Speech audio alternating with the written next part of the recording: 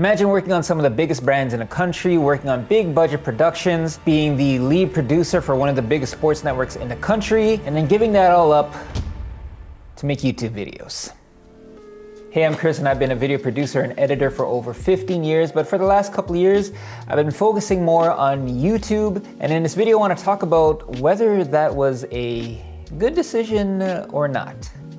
I started off working as a video editor at a couple creative agencies, working on commercials, all sorts of video projects. I ended up working at one of the largest media companies in the country of Canada. Specifically, I was in the radio department at first as a video editor, did that for a few years, did some cool stuff there, and then I eventually got pulled. They actually offered me a job into Sportsnet, and I was the lead promo producer for NBA, specifically for the Toronto Raptors. I was a huge Toronto Raptors fan. They won a championship while I was there. It was great, but also frustrating. And I want to make something really clear here. I love the craft. I love the artistry of producing video, from using cameras to lighting to editing. I love every aspect of it, all right?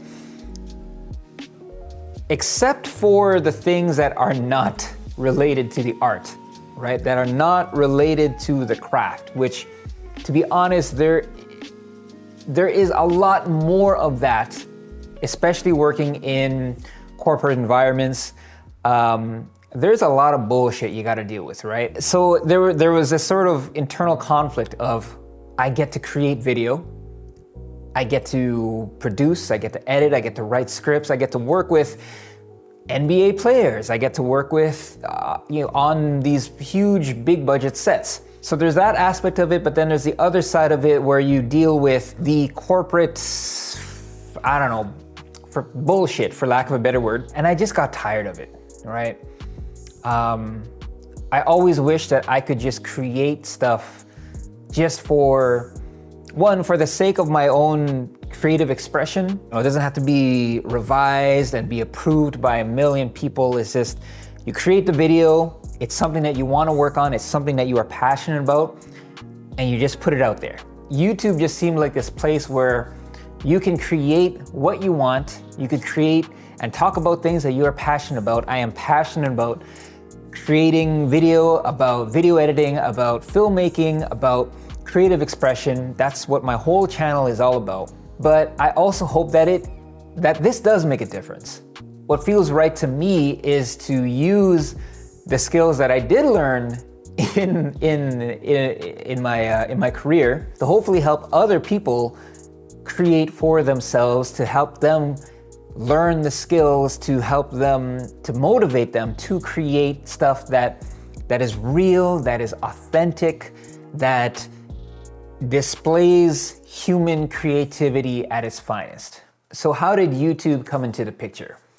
Okay, so I am actually old enough to remember a time when YouTube did not exist. When YouTube first came out, honestly, it just seemed like a place where just nonsense was being made, right? Like at the time, people didn't have access to cameras. It just wasn't very high quality stuff. And so I always looked at YouTube as being this like sort of less than thing. There came a point where cameras did become more accessible to the public, and then people started really creating awesome stuff.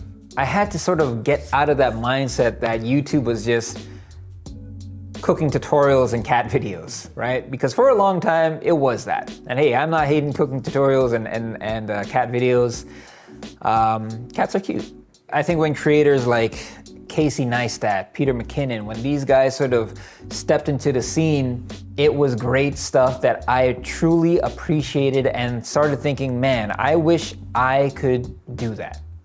I wish I could just create the type of videos that I want to make and just put it out there.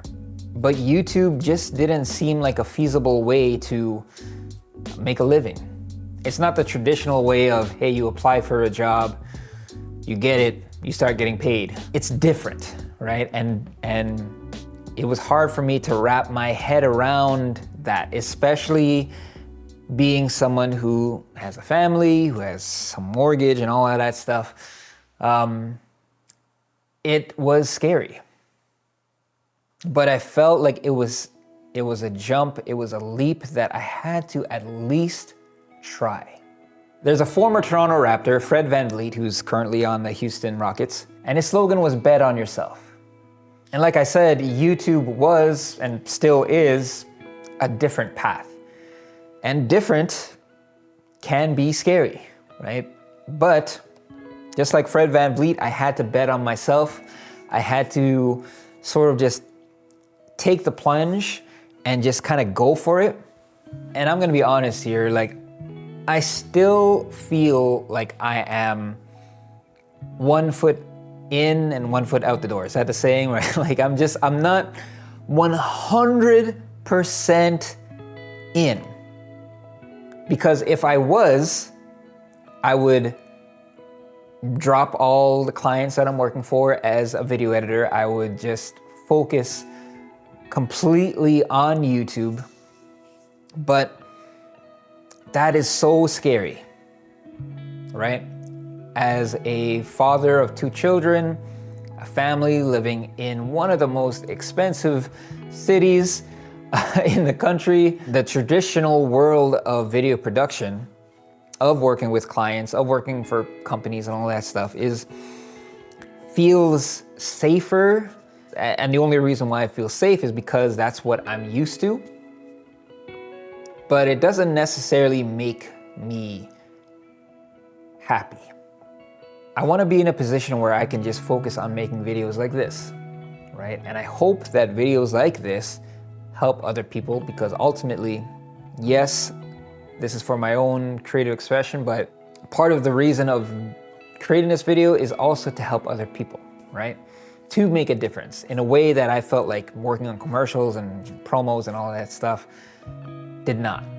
And I am so grateful for every view, every comment, every human person that has interacted with any of my videos, any of my content. And whenever people leave a comment saying that my videos have helped them in whatever way, it completely validates that decision.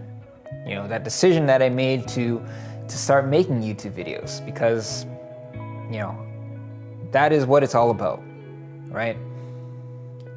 So for anybody like me who loves the craft of creating video, of filmmaking, I highly, highly, highly recommend giving YouTube a try, right? Like, don't worry about the views, the analytics, subscribers, all of that stuff. Just focus on creating stuff that makes you happy. And if you want to learn about how I go about filming myself with relatively cheap gear, you can check out this video over here. Thanks a lot for watching, and I'll see you in the next one.